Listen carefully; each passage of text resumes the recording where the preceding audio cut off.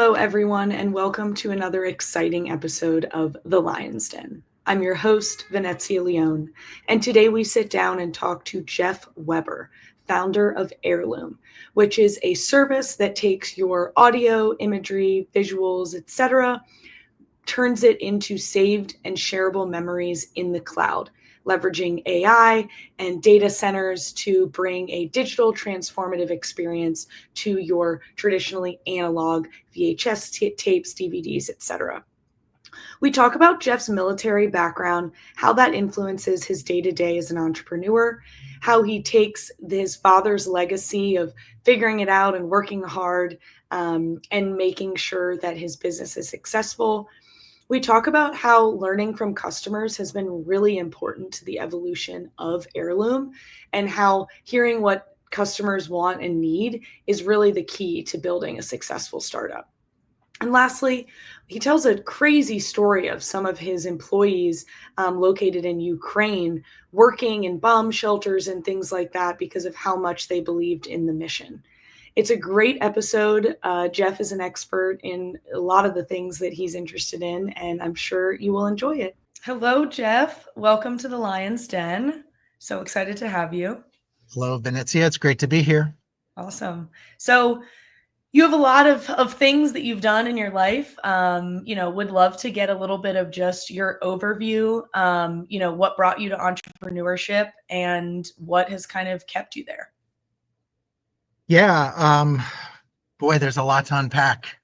What I realized not that long ago, actually, is for me, and I'm a retired combat veteran, so did over 20 years serving in our military and other government agencies during that time. And I realized that after all those years of doing, seeing, having, traveling, having all these great memories, the most treasured memories of my life were actually on one of these. I don't know if your viewers can see it, but it's an old VHS cassette. And this was my wedding back in 1990. And if you're doing the math, you're like, yeah, that was a long time ago, dude, you're old.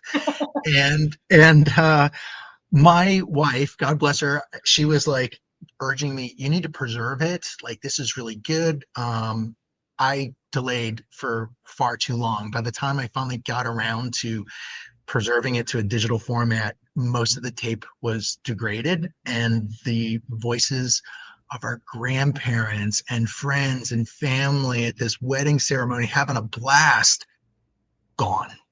And so that was a major epiphany moment I had as I was preparing to retire from the federal government, saying, what do I want to do with the next chapter of my life? So here I am now as an entrepreneur and the founder of Heirloom Cloud Corporation.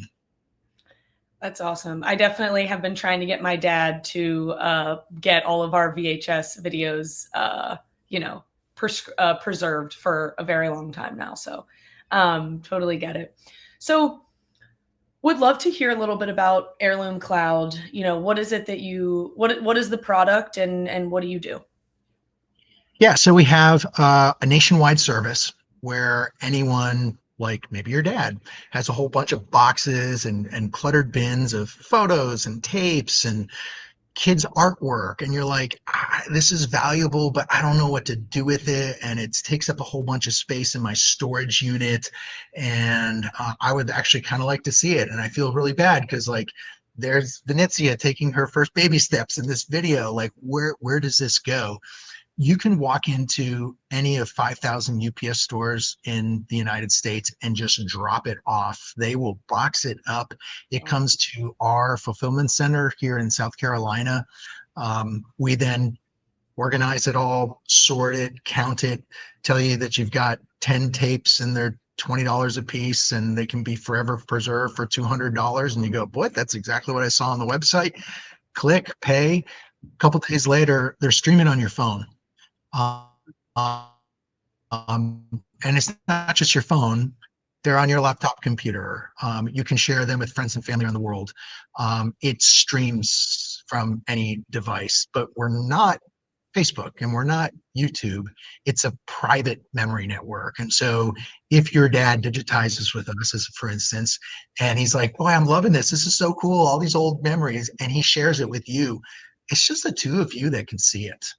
And your dad has like full control. So he could say, yeah, I'm sharing it with Venezia as a viewer so she can view it, but I don't want to make her a contributor because if I make her a contributor, she could reshare it to other people. Or maybe he does because then you're sharing it with other family members. You're like in the trusted circle, if you will. And so Heirloom makes it easy to forever continue to celebrate your memories and without having the worry of, boy, big text looking at all of my content. That's not the case with Heirloom. Yeah. When building Heirloom, did you find that that was a big pain point for customers when they were doing things like this? They wanted these private experiences and they weren't really able to find that anywhere else? Yes, and that's why everyone, not everyone, but particularly in the early days, a lot of people would call us, email us, and say, "I want it put onto a DVD." Because they wanted to be able to control it. And we're like, no, we don't put it on a DVD because actually now people are sending us their DVDs to Yeah. give to other companies. They're like, I don't have a DVD player. Or we get a lot of this, Venezia, is customers who send us broken, like cracked DVDs. And they're Wow. like, can you guys fix it? And I'm like, no, like even my buddies at the NSA, they can't repair this. But it's the only video of our wedding from 1995 or my daughter taking her baby steps. We're like, I'm sorry, it needs to be on a more enduring platform. And so Heirloom has three data centers. One is here in South Carolina where your memories are preserved and they stream from South Carolina, just like a YouTube video. But we also have a redundant data center in Northern Virginia, another one on the West Coast. So even if our facility were taken out in a major hurricane or a nuclear blast, your memories are still safe because they're saved in multiple locations. You wouldn't know the difference because they're saved in those multiple data centers. And so that's our value proposition. Your memories are always safe and you own them. You're completely in charge of your storage and your account. If you just want to keep it private and never show it to anyone and just know that it's there, you can certainly do that. If you want to download from your computer and burn it onto a DVD or a flash drive or an external hard drive, you can do that as well. But really, Heirloom is kind of like the gold standard of your data. You know that it's always safe. We also are uh, just recently started selling lifetime subscriptions. Our customers said, I don't want to pay every month or every year. And so for as little as $99, your memories can be safe forever. And so those lifetime accounts would actually exceed your lifetime. As far as we understand, we're the only company that allows you to continue to air your memories in perpetuity.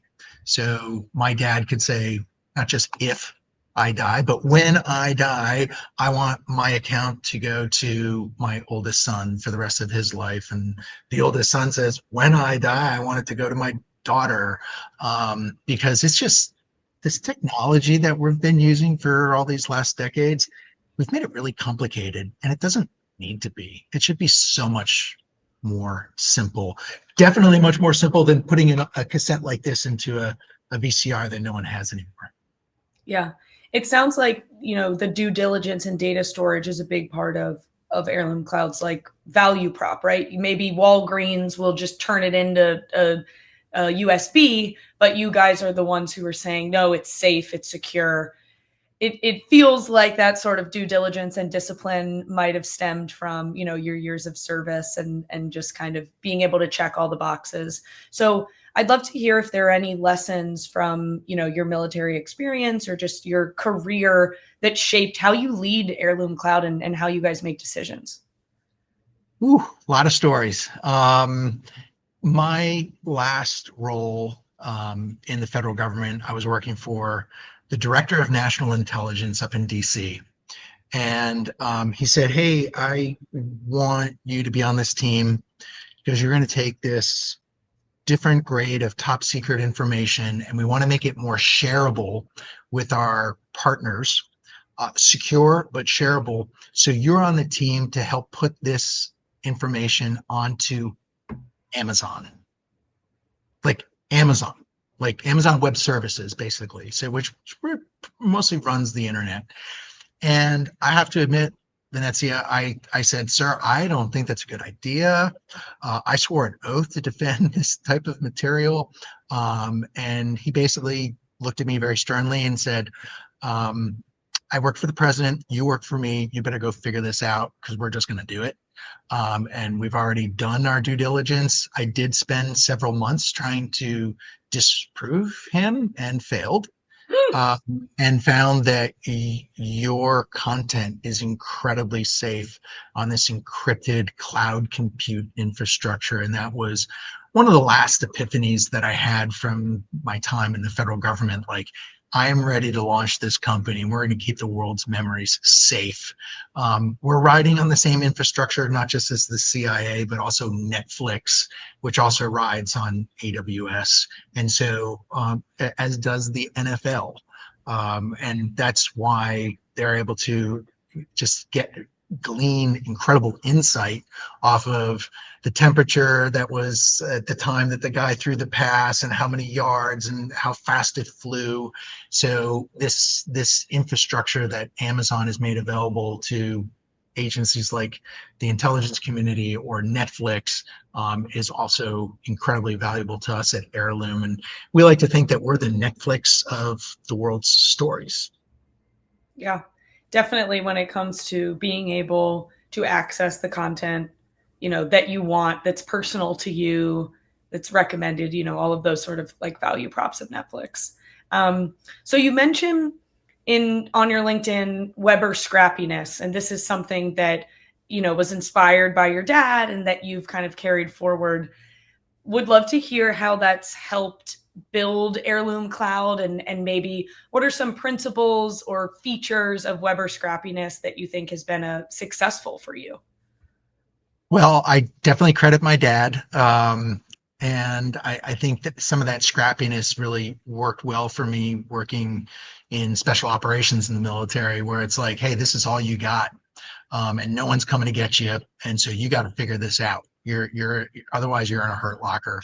And so I think that did prepare me well. But the story that I love telling about my dad, this was 1980, and I remember coming home from school, and he was home early from work, and he's sitting at the kitchen table with my mom, and he was drafting his resignation letter to U.S. Steel. He was an exec there. At that time, the steel industry was not doing so well in the United States, and he knew it. And he's like, I'm just going to get out and start my own business. And at the last paragraph, he's like, and I'm as of this particular date, I'll be resigning from the company. I'm heading off on my own to be an entrepreneur. And I remember my parents like they're looking it up in a thesaurus and they're trying to spell the word because this is 1980 before we ever really had the internet. And I was like trying to learn French at the time. And I'm like, yeah, it means to be between like supply and demand. And so I saw my dad just go from like corporate America to like, all right, guys, like we're completely on our own and I'm going to start my own thing. Watched him do that. And so it was just obvious for me, kind of as I made my way through college and a military career, like, you know what? Eventually, I'm just going to become an entrepreneur. I want to look for a real juicy problem. I want to sink my teeth into it and really supply what people are demanding. Absolutely. And it sounds like he approached it from the perspective of putting the customer first, and exactly what you're saying, finding that thing and then working hard to get to a point where you can deliver them the value that they're looking for. Obviously, Heirloom Cloud has been successful, but I'm interested in maybe a story of a failure that you guys had, or a hardship that you've had in building it that turned into a learning milestone for you. Well, this is not a surprise to anyone, but finding good coders here in the United States is sometimes difficult and expensive. And when you're an early stage startup, either bootstrapping or operating off of limited capital, you're going to go anywhere where you can find the people that get the job done, basically scrappy people. And I had the benefit of spending a lot of time overseas. I speak multiple languages, spent time in Ukraine, and know that there's quite a computer software developing industry there. So in the early days, we had quite a few contractors that were in Kharkiv, Ukraine, Cool. and they were delivering great code. And so, we're working remotely. We've got team here in South Carolina, some in DC, some in San Francisco, and then our coders in Kharkiv. And this was going back some years now, but having spent time within the intelligence community, and I wasn't revealing anything that the president wasn't already saying ahead of it, but it's like, guys, the Russians are going to come across the border and you need to go somewhere that's safe. And because Kharkiv is a little too close. And but they're like, so хорошо, everything's fine, we're good. And I'm on a Zoom call with a guy named Sergey, and he's on a high rise. He's maybe 10, 15 stories up. It was winter time frame, so the sun was starting to set at about 2 p.m., 3 p.m. at that area of the world. So it's still light outside, but it was just kind of getting dark. And I'm seeing in the window behind him, I'm seeing flashes. And then seconds later, I'm hearing boom. And I'm like, Sergey, they're coming. You need to get out of there. And he was just totally focused on like, you're the customer, I'm working for you. Wow. That type of diligence was amazing. He took, kind of went off the grid for a couple of months, popped up. So this was one of the, oh, damn, things aren't working so well because we're trying to build some code and our guys are at war as they're trying to build the code. That was tough. The good news is several months later, he popped up in Kiev, and Zoomed with me. And I'm like, hey, is everything okay? And he's like, everything's fine. I'm like, turn your camera on. And I'm like, where are you? And he's like, I'm in a warming tent in Kiev. So he goes outside and he says, I want to thank your Mr. Elon Musk for this Starlink. And this is how we're able to speak to each other right now. And I'm able to help continue delivering code on behalf of Heirloom. So that scrappiness, boy, I love it. These guys are phenomenal. That is an insane story of dedication. Like that's like life or death dedication. It is, Venezia. I'm telling you, I'm going to be one of the first Americans there when this war's over. I want to be in the Capitol. Whatever has happened, but be like, you're free, you're at peace. There's no longer war in the country, because the Ukrainian that culture is like, we're just going to adapt and overcome. And if we got to fight, we're going to fight. If we need to code, we're going to code. But we're totally sold out on what we're trying to do. So I think that they really embody that scrappiness that I just really love. Yeah, for sure.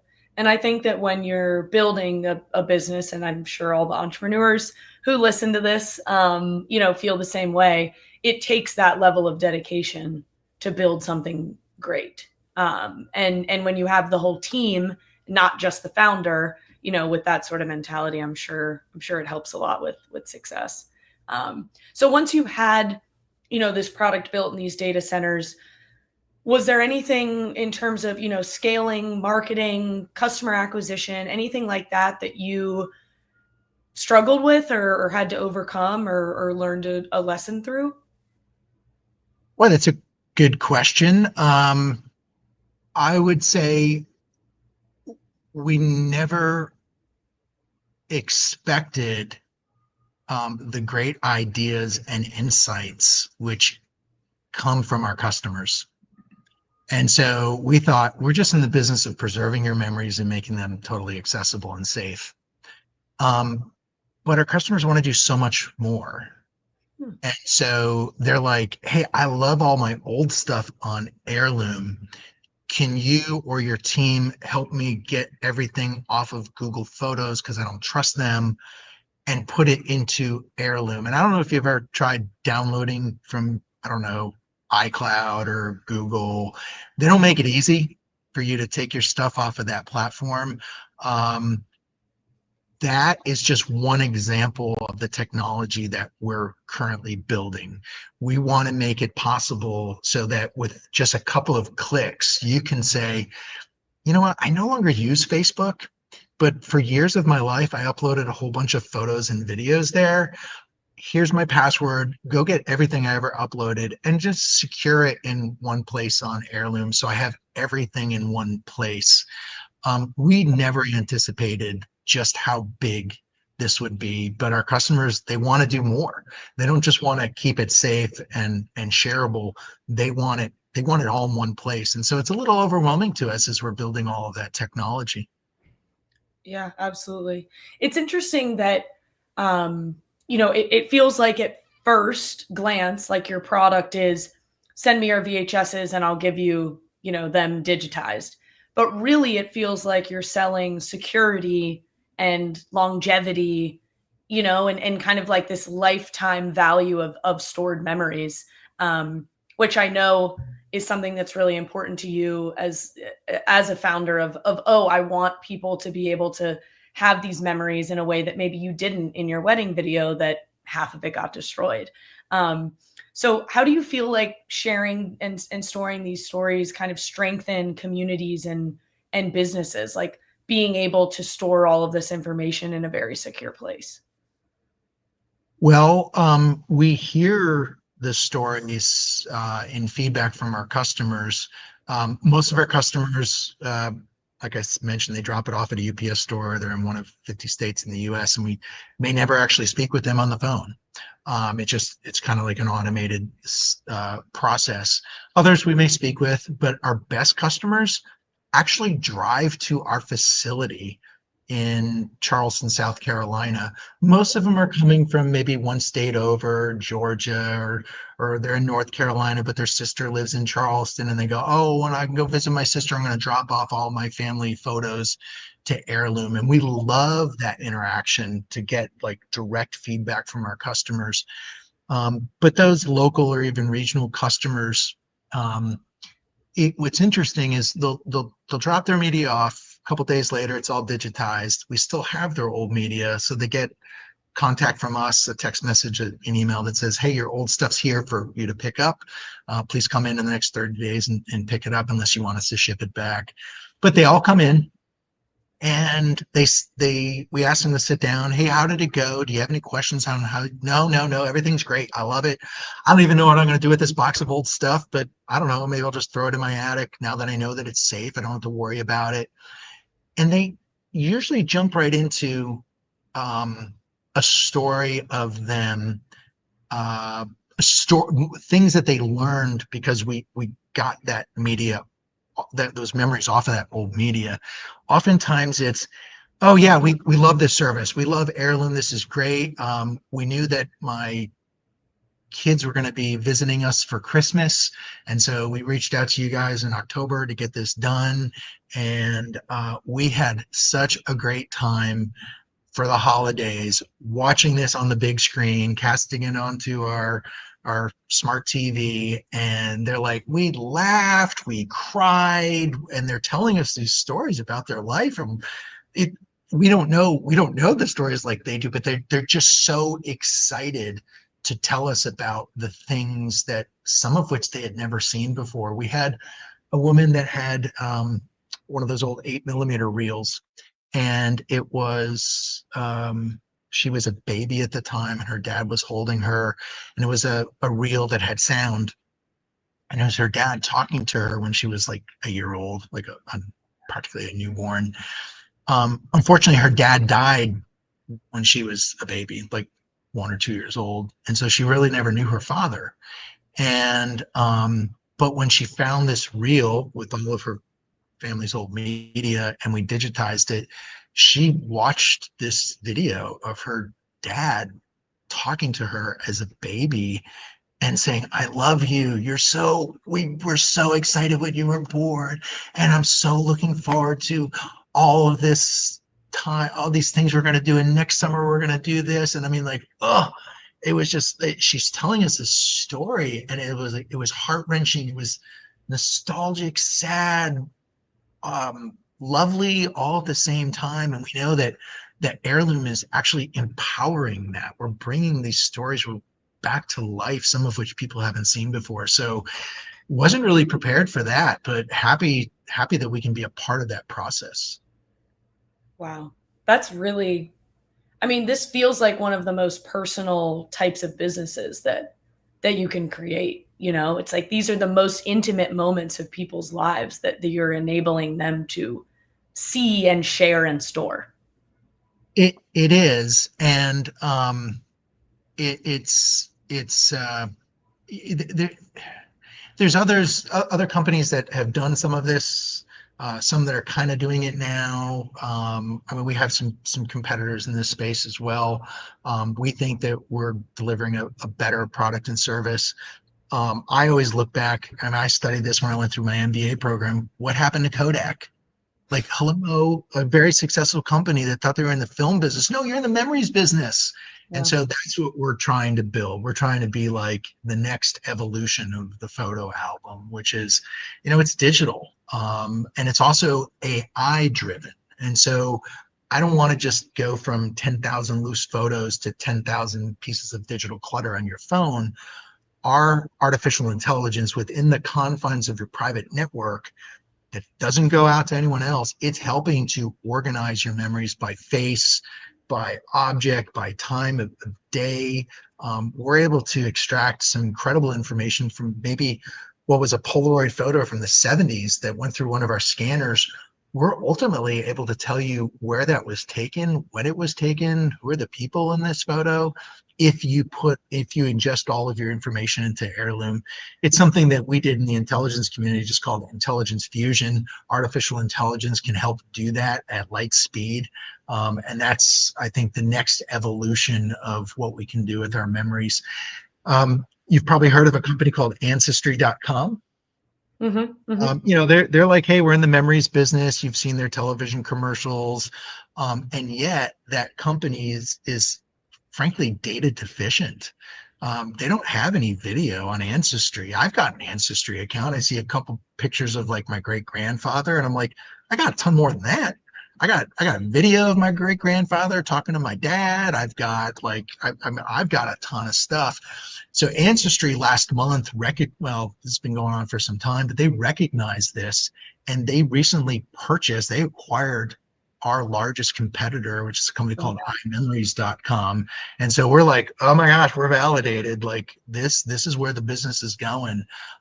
Ultimately, we feel that your Heirloom is so much more than an online family tree, because yeah, I'm interested in my blood relatives, but I've got all kinds of family. I got a work family, I got a school family. Like, I'm still in contact with my college roommate from the 1990s.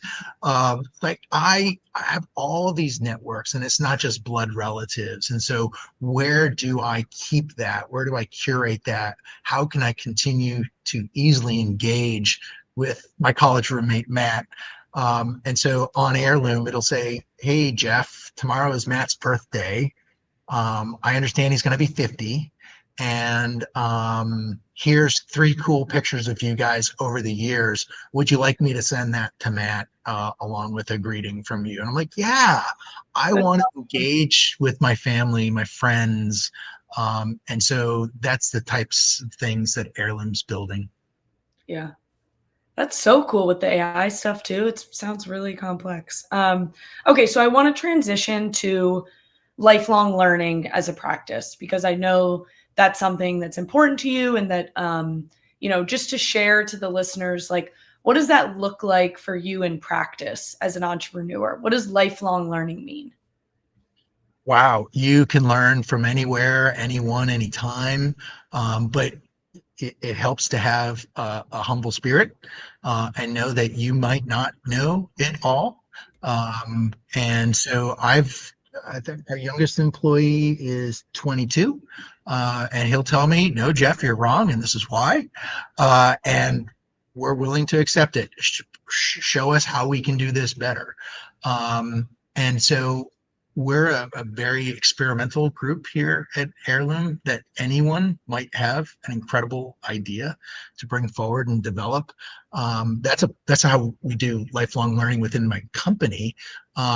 I just think it really starts with an inquisitive nature. And boy, if you're an entrepreneur or any type of creator or innovator, you better have an inquisitive spirit.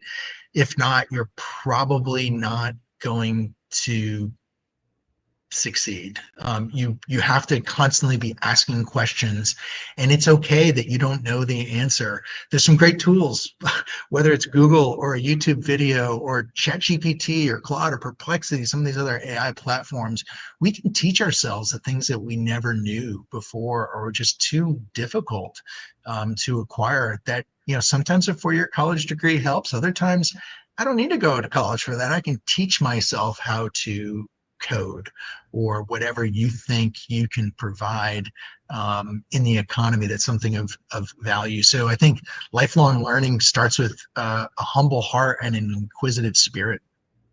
Yeah, I love that. I want to put that on a sign in my kitchen. Humble heart and inquisitive spirit.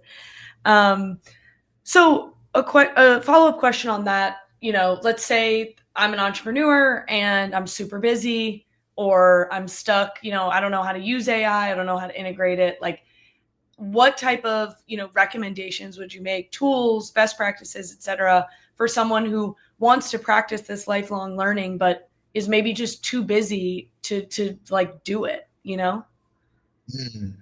Too busy to do it. Let me ask you a question about that. Why are you too busy to do it? Why would someone be too busy to, let's say, pull the string on some cool idea, possibly as an entrepreneur? Why might we be too busy? Where are we spending our time that we don't have the time to track down a really cool idea?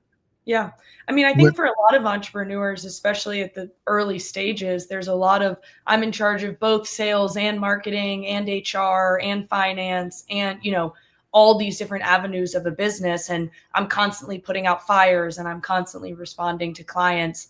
And so maybe they wouldn't have a day where they could take 4 hours and learn how to use an LLM, right? Like something along those lines. Do you recommend, small little bits daily? Do you set, habits? Do you track things? Like, are there any recommendations you'd make for someone who's like, I want to improve, but I just feel like I don't have the time? Yeah, I do have some recommendations. I think be talking to people, have some good mentors in your life. You can call them accountability partners. Like, hey, Geoff, you said you were going to read that book and we were going to talk about that. I think as an entrepreneur, you need to get plugged into some sort of innovation space. There are in cities across America, startup accelerators, incubators, 1 million cups, if you've ever heard of that organization, basically a group that people sit around, drink coffee, they listen to good ideas all day long. And we got a chapter here in Charleston. They just invited me back. Hey, we want to hear what the latest of it's happening with Heirloom. Get connected, connected to other people, reach out. LinkedIn is a good professional network for finding some people in your area, in your space. Connect with them in a personal way. I don't mean spam 1,000 people with some AI bot that says that I'm going to sell you something, but I saw Geoff on this podcast. I would love to connect with you. I'm trying to do the same thing in my business. What would you recommend? I think we do need to we do need to help each other out. If there are any lessons that I can help someone save a lot of time, I'm grateful to oblige, as many others have poured into my life. And they're like, whoa, stop, Geoff, full stop. I've been down that road. Don't do that. I would recommend considering this other option instead.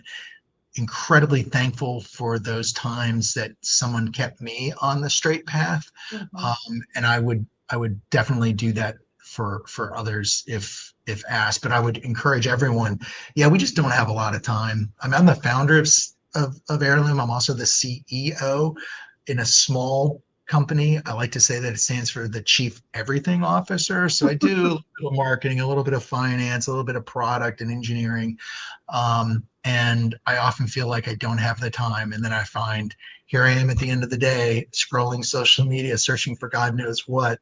Like, you just wasted an hour. Like, get disciplined, set a calendar, carve out the time, and say, every, I don't know, every day for the first hour that I wake up, I'm going to be working on this. Set an alarm to say I'm done with that. Now I'm moving on to the next thing. My kids laughed at me my entire life. They're all grown and out of the house now, but I don't just have an alarm to wake up in the morning. I For years I would set alarms mostly for things like it's time to go to bed alarm.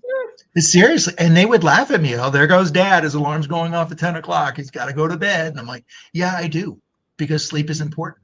And I'm going to wake up the next day with a whole bunch of vitality rather than like, oh, I was just pulling these strings and watching too much Netflix or doom scrolling too much social media. And I just wasted hours. You really need to discipline yourself if you want to learn, and build those habits of lifelong learning. You need the time to do it. And so, well, let's be smart and wise about how we use our time. Yeah, absolutely. It really feels like, on top of discipline and time, it feels like that, underlying connection piece to all of this is connection, right? And it's important for Heirloom Cloud's value proposition. It's important for entrepreneurs. But Geoff, it was so good to have you on the Lion's Den today. Really appreciate you sharing your story and your perspective. And yeah, it was great to see you. You bet, Venezia. Thanks for having me here. Cheers to your entire audience. Thanks so much.